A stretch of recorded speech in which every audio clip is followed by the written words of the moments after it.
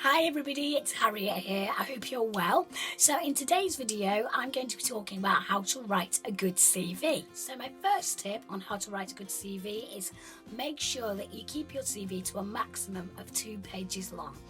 Anything over 2 pages long and a recruiter or an employer is more than likely going to throw it away in the bin because quite frankly they don't have time to be looking through pages upon pages of CV. My second tip is make sure that you put your contact details at the top of your CV. So this needs to include your home address, your telephone number, and also an email address. So it's very important that you keep these details up to date. So if an employer does want to get in touch with you regarding an interview, for example, they can get in touch with you nice and easily. 4 is make sure that you put your work experience in chronological order in terms of date, and also make sure that you match your work experience to the job role that you're applying for.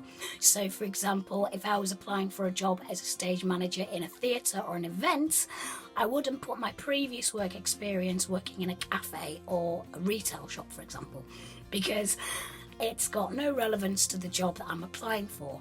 However, you can match your skill set that you already have to the role.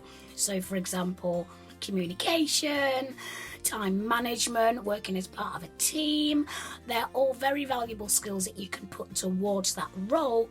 However, the two industries are chalk and cheese, they're completely different, so make sure you match your work experience to the role. Is make sure that you keep your CV up to date as possible.